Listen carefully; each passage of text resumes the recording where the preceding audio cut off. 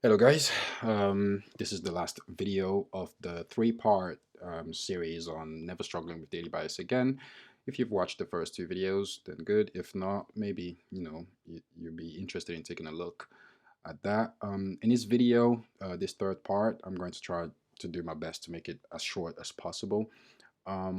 We are going to be completely focusing on a chart. And before we dive into that, I would like to explore some of the things that we talked about in the first two videos. So the first thing that we explored or we talked about when it comes to bias is that you need to know yourself as a trader. So everything that I'm going to show you here today is how I was able to determine bias to the point where I'm comfortable with it. Okay. So the first thing that we talked about in the previous two videos is identify who you are as a trader. Now, who I am as a trader, I'm an intraday trader, okay? Day trader, if you prefer.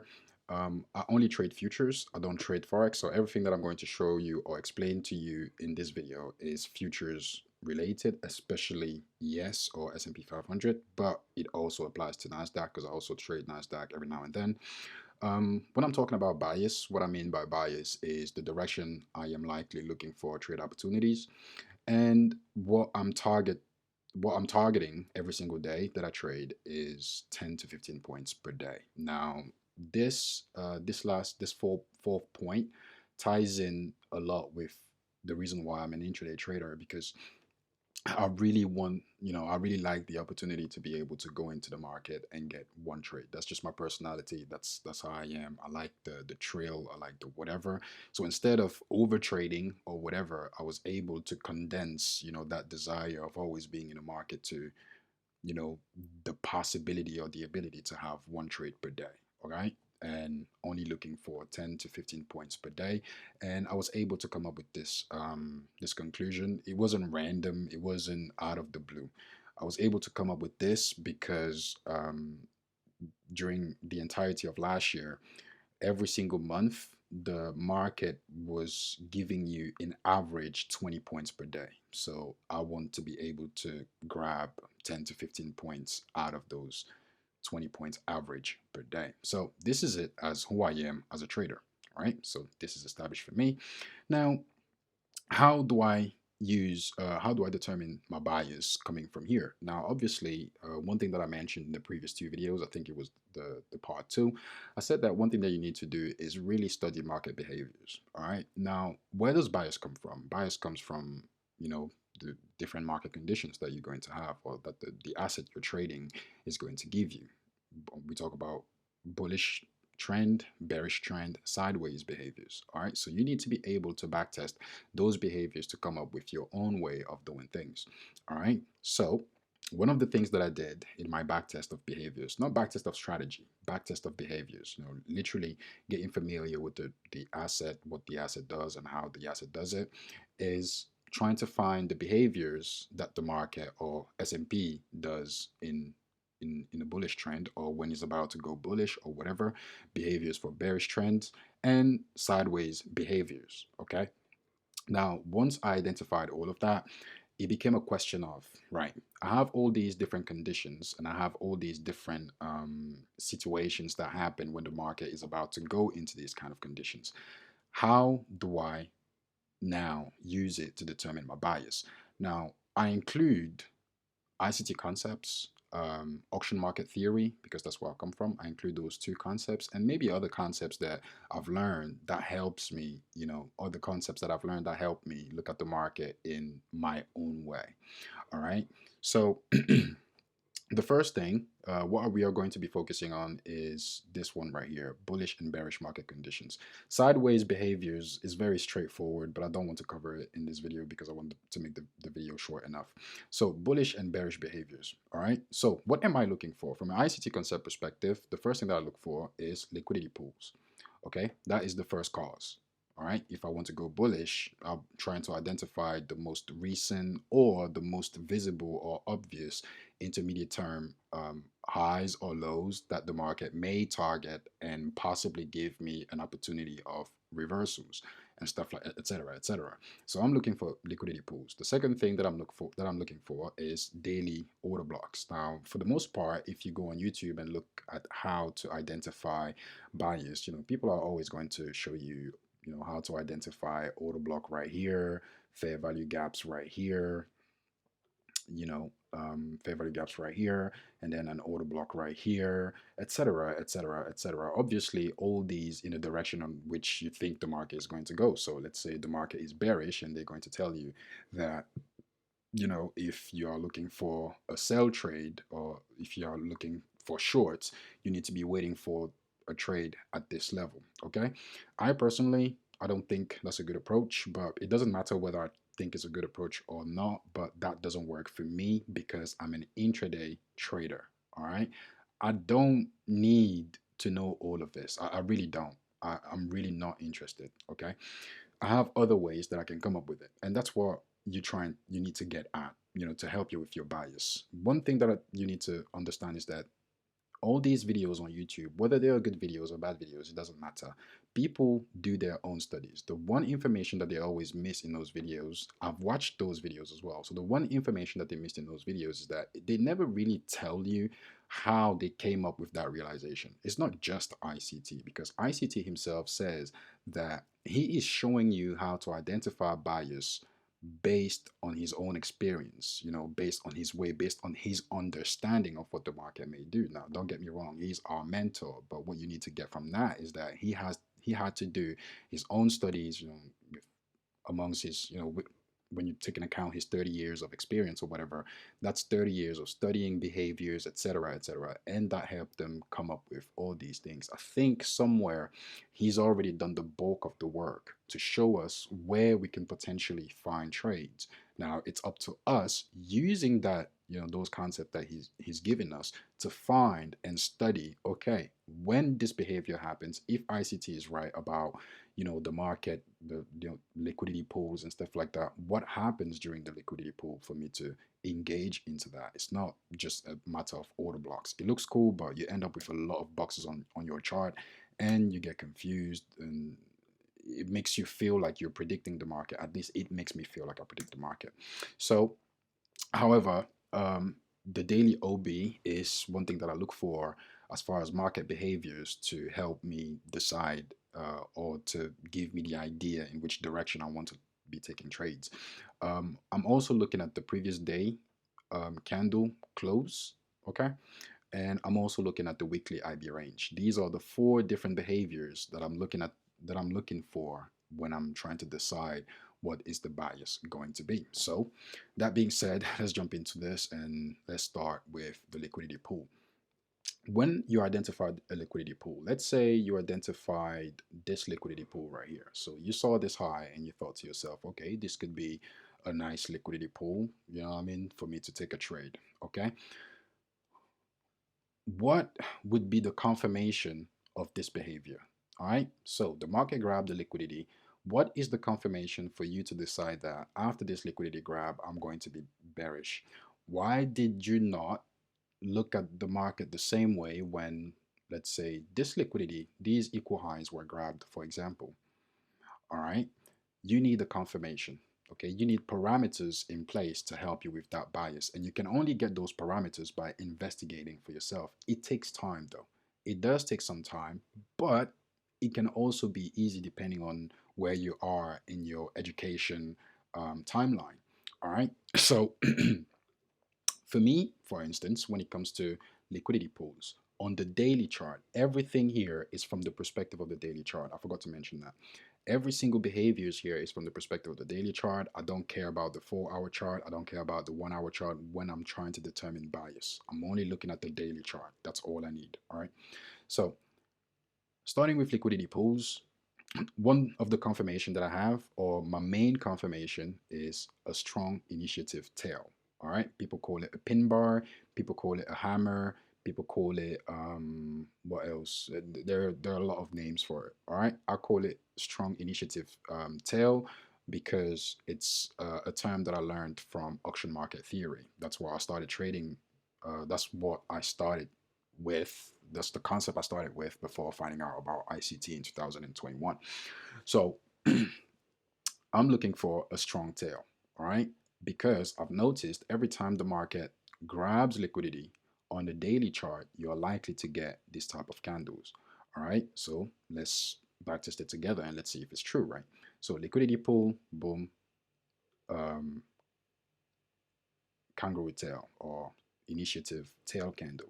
Let's find another liquidity pool right here. Liquidity pool, strong initiative candle. Um, let's find another one right there. If you consider this to be a liquidity, well, it is liquidity because it's a swing high.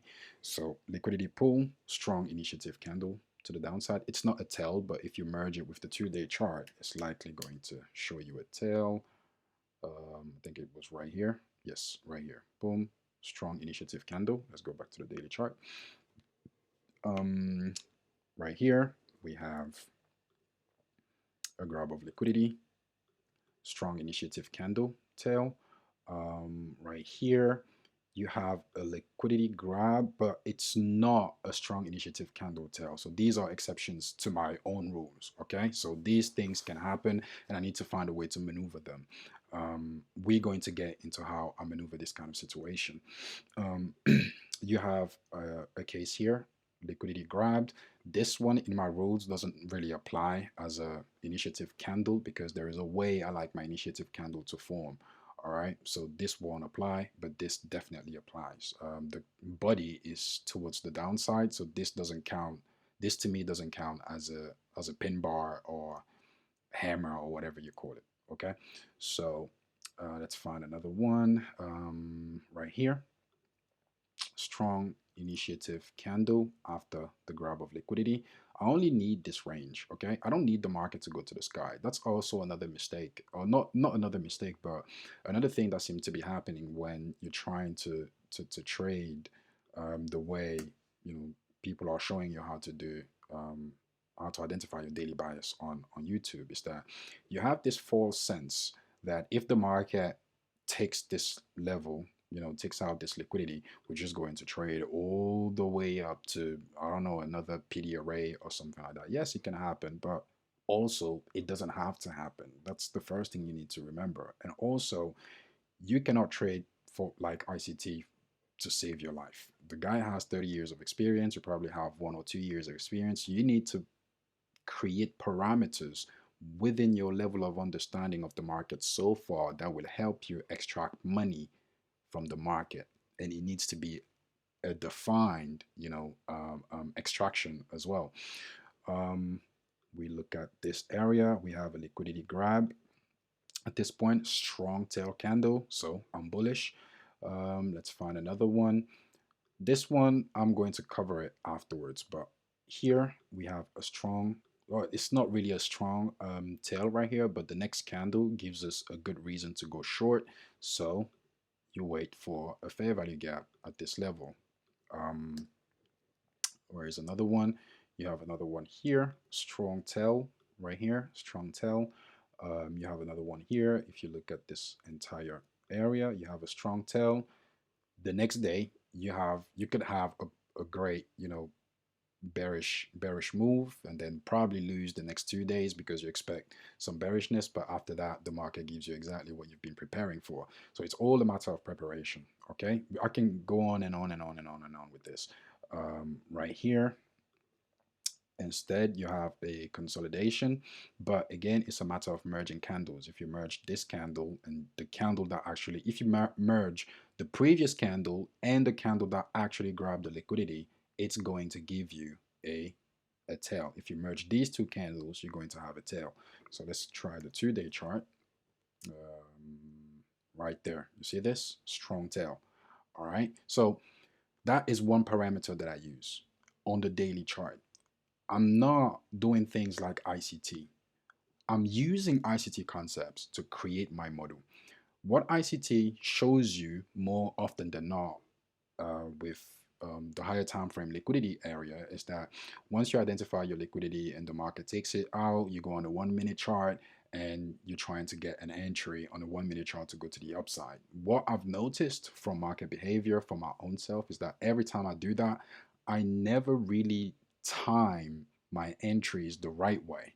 Okay, so I'll be on a 1 minute chart trying to take a trade, and the market is going to continue down. Try to take a trade, and the market keeps going down. Trying to take the trade, and the market keeps going down. It pisses me off. So what I realized is that what I can do is just wait for the daily candle to close. That's it. After the grab of liquidity, I'll wait for the daily candles to close, and from there I can now trying to navigate in the direction of, you know, of my bias. All right. So that's the first way. The second way is a daily OB. Now, when it comes to daily OB, it's also one of my favorite ways. Like ICT himself says, for every concept that he shows you, there is a rule. And for every rule, there is a rule behind it. From a coding perspective, for people who have experience in coding, when you create a program, you have variables, you have modules, you have controls, you have parameters. All right. For every parameters, you're going to have a variable. For every variable, you're going to have a parameter. For every event, you're going to have a parameter. For every action, you're going to have a result. Okay. It's the same thing. So on the daily OB here, it's easy to say to go on a chart, like in the previous video that I said, that I told, as I mentioned in the previous video, it's very easy for you to come here and identify this as an order block. If the market comes here, I'm going to take a trade because it's an order block. Well, you also have an order block here. Did you take a trade here? You just lost. Did you take a trade here? You just lost. Um, did you take a trade here? Well, good for you. Good for you. Good for you. That was a good area. I guess you made profit. Um, did you take a trade right here? You probably did, but as the market kept doing this, you got pissed and you closed the trade, likely, all right? Because we've been consolidating for 2 weeks, 3 weeks straight, just in this zone, all right? Um, did you identify this order block? Okay, yeah, you had a great trade. Did you identify this order block? Sure, you had a great trade. Did you identify this order block? It didn't work. All right, so order blocks are nice, order blocks are fine, but again, for every rule, you have another subset of rule.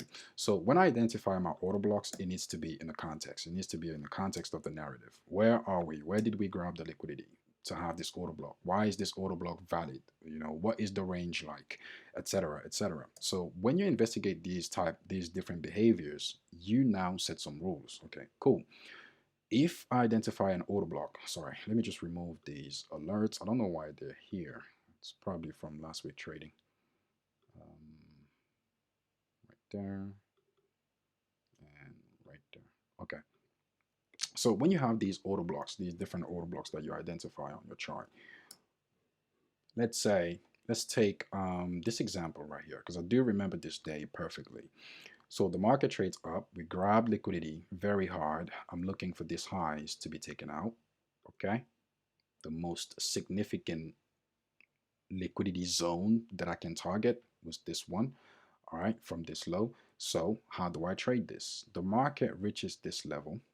Um, the market reaches this level, okay, and we are here.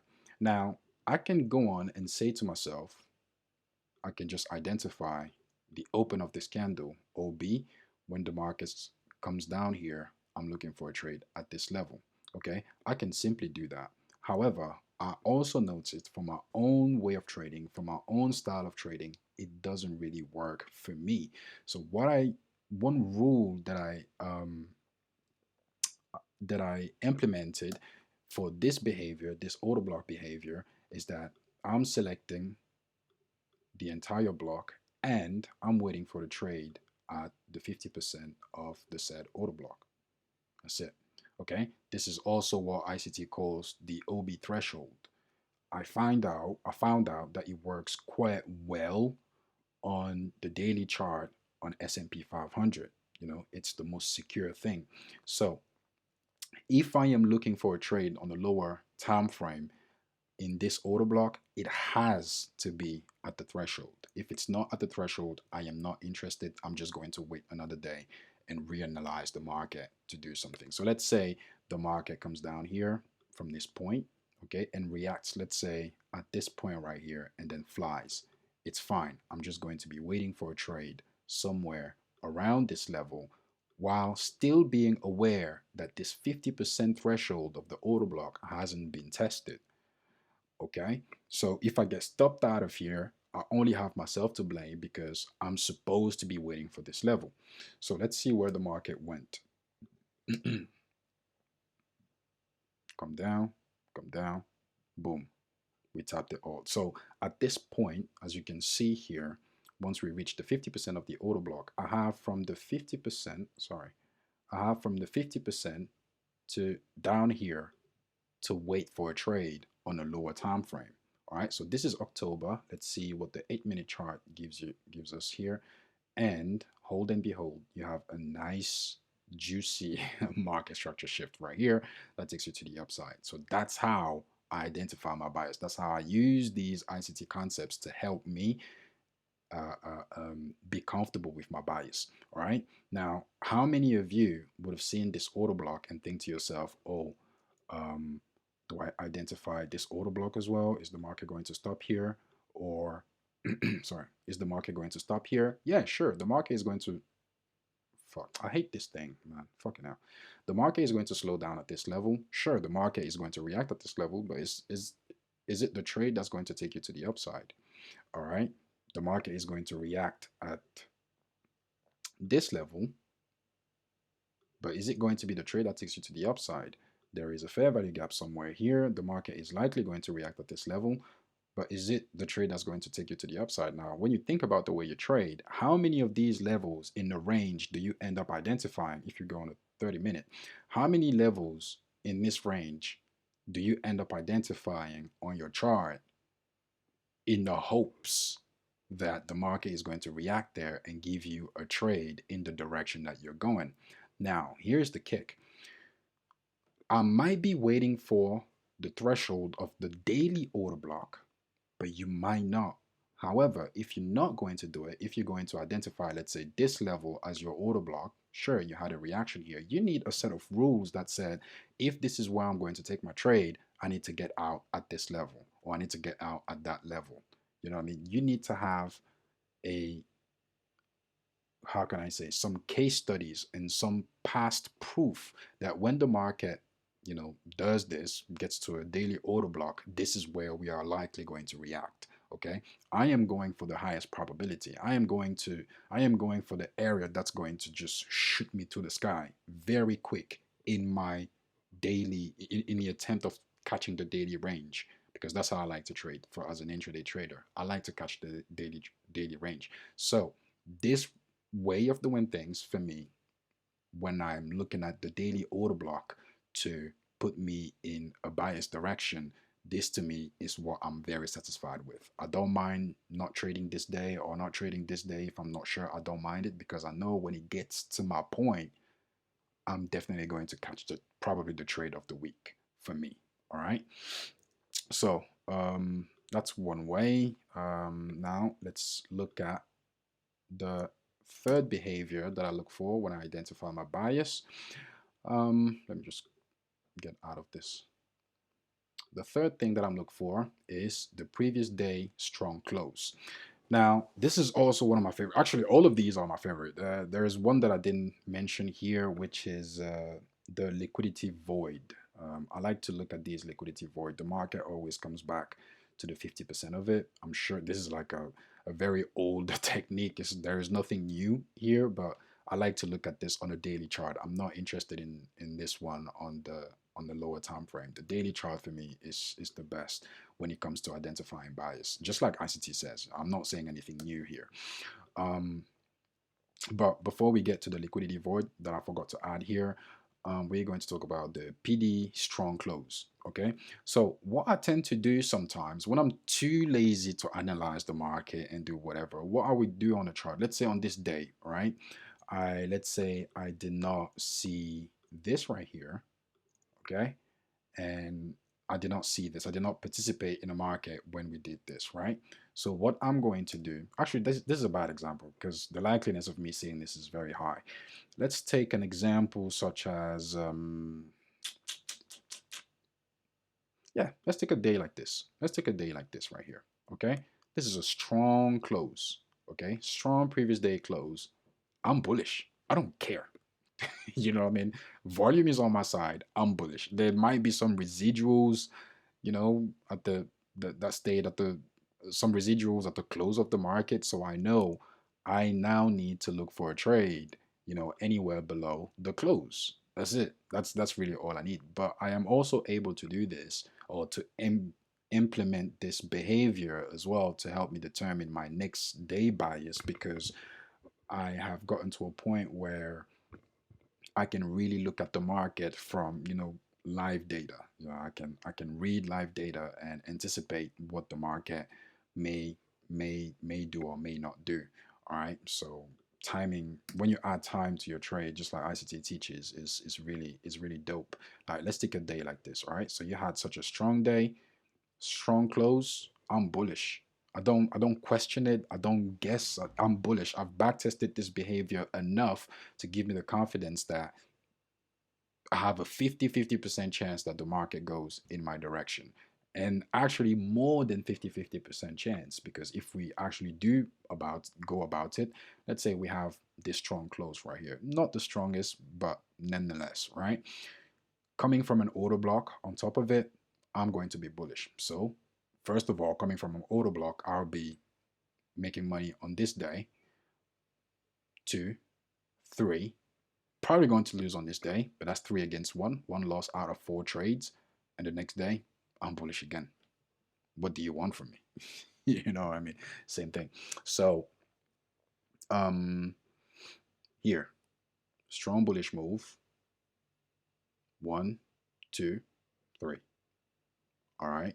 So especially if you target this high, so you're going to have 1, 2, 3. All right. So here, strong bullish close. 1, 2. Probably going to lose on this day. Probably going to lose on this day. But then you make money on this day. All right. Here again, strong bullish move. Strong bullish close. Okay. 1, 2, 3, 4. All right. Here, strong bullish close. You lose here. You lose here. Actually, you would be making money. There is likely that you'll be making money here, because we traded down, then we went back up. So it's likely that you would have made money here. You made money here because there is bullishness here. You probably would have lost here. You made money here. Strong bullish close. Strong candle close. Strong candle close. Strong candle close. Strong candle close. Oh, fucking hell, my tongue. Strong candle close, strong candle close, strong candle close, strong candle close. So, but again, there is a rule to the rule. It's not every strong candle close that's going to give you a nice trade. Right here, for example, strong candle close, but the market reversed. What I like about my strong candle close is that the strong candle close needs to get out of a range. So this bullish move, if it was out of this range, then I would be considering this previous day as a strong candle close for me to continue bullish. I don't like it when my strong candle close is within range. All right. Like right here, boom, we get out of a consolidation range. I'm using the strong candle close to continue to determine my bias. All right. Like right here, we got out of this tiny consolidation range right there. Okay. I'm using the previous day candle to determine my bias. Another example is, see this one right here, we are within range. Okay, there is nothing else here. It's going to be hard for me to determine this as a strong candle close. All right, but here we are consolidating and the market is making this huge move to the downside after a huge move to the upside. Now here is a rule that I'm happy with, because we literally have one candle opposing the other, which gives us what? A tail candle, something like this. So I'm bearish. Rules inside of rules, you need to come up with your own. The things that you've noticed in the market that makes you comfortable with taking the trade, or makes you comfortable with your bias. So that's it for the previous day's strong close. And then the next one is the weekly IB range, highs and lows of Monday plus Tuesday liquidity pools. This is something ICT talks about. When ICT tells you that if you expect the market to be bearish, if you anticipate the weekly chart or the daily to be bearish, then um, um, prepare for Monday, Tuesday, or Wednesday to give you the high of the week before dropping. Okay, so from an IB range perspective, which is again something that I learned from option market theory, um, if you identify Monday and Tuesday highs and lows, depending on which side, which liquidity, gets taken out first, whether it's the low or the highs, you're likely going to be able to determine the bias for the rest of the week for Wednesday, Tuesday, and Friday, for Wednesday, Thursday, and Friday. All right. So, as a quick example, let's say, what day is this? This is Thursday, blah, blah, blah. This is Monday. All right, there you go. So, Monday is here, and you have the lows of Monday and the high of Monday. Okay, so in which direction are you going to go? As you can see here, Tuesday trades literally to the upside very strongly. So I'm likely going to be bullish. All right, now again, there is a rule behind rules, there is a rule inside of a rule. All right, for you to be able to do this properly, you need to identify what last week did, what happened last week. All right. So, the same way if you trade volume profile and auction market theory, the same way, for you to trade today, you need to refer to to yesterday's market profile. It's the same thing if you want to trade the weekly from a weekly perspective. So, if you want to trade the weekly, or if you want to have a good idea of what might be the direction of this current week that you're about to trade, you need to know what happened last week. Now, from a perspective of ICT, I'm not going to go on a chart and start putting the volume profile on the weekly, but what I'm going to do is identify the highs and the lows of last week. So this is the low of last week, and this is the high of last week. All right. And this week opens. Well, one thing that I like to do as well is identify the 50%. So, all right, this is where we are. So this is the current narrative of this week. So this is the new week right here. Let me just put the thingy here. So this is the new week right here. So from the perspective, from the narrative of last week, from the perspective of last week, this is where we are. We are literally trading around equilibrium, and Tuesday literally gave us the most energy we've seen since last week through trading through the threshold. From this day, I'm looking for buys to target the highs. Okay, that's just it. All right. Now, let's say, let me find a good. All right, boom. Here's another day. Let's say, for example, this is like the rule in between the rule, right? So you have Monday right here, okay, and you have Tuesday right here. So this is the first 2 days of the week. All right. So this is your IB range for the week. All right, your initial balance for the week. The market closed on Tuesday with this long tail grabbing liquidity. All right, automatically you're bearish. But let's look at what the previous week did. So this is Friday, Tuesday, Monday. So this is the highs of Monday that the market just took out. And this is the lows of last week that is untouched. The market just took out the highs of last week on Tuesday. What are you waiting for? You're bearish. All right. And this is actually a good scenario to show how, like, I have at least two behaviors, colliding with each other. We have liquidity pool, strong initiative tail right here. And from a weekly IB range perspective, liquidity, we just took out Monday's liquidity pool of last week. So which means this week, we are likely going to be bearish. So these are my 4 ways or 5. There is a 5th way, but I forgot to include it. But I don't want to make the video long. Those are different ways you can identify your bias, but you can only come up with it if you do some studies of market behaviors instead of just going on YouTube and find the the, the the most watched SMC video that is going to show you how to identify order blocks left and right, which could work for you. I'm not saying no, but if it doesn't work, that just means you are missing one element. The person who is showing you how to identify these order blocks on a chart on a daily chart, you know, where you need to um, um, um, wait for trades or reversals or whatever, they have their reasons to do that, but they don't explain it to you. Okay, they just show you that, oh, this is what you're supposed to do based on what they found and what works for them. So what I'm telling you is that, okay, if it doesn't work for you, then this might be the reason why, because you are trying to find the bias using someone else's strategy or someone else's way of finding bias without even determining or without even understanding why this way is working for them.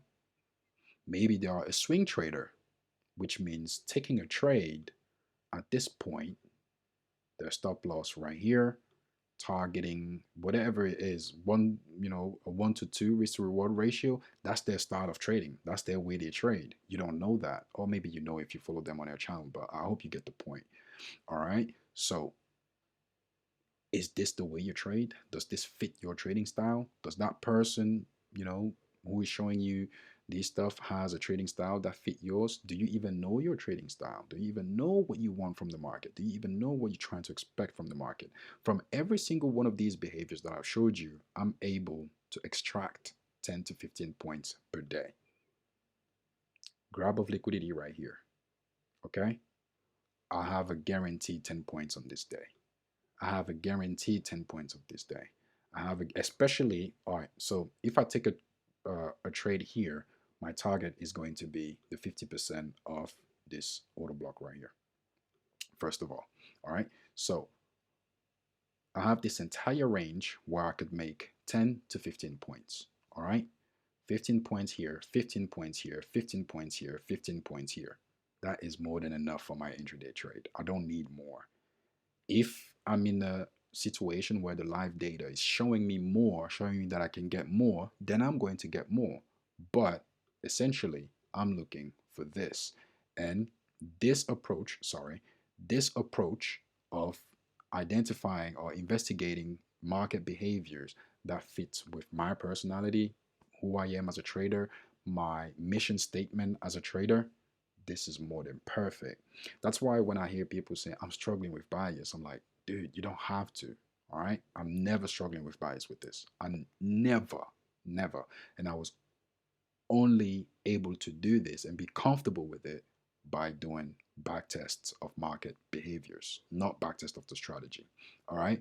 Now, obviously, if you want to take this approach, you identify the behaviors, okay, that is going to show you, you know, help you identify bias that ICT has showed, or whatever. And when you identify those behaviors, you need the confirmation. What confirms that those behaviors are going to hold true?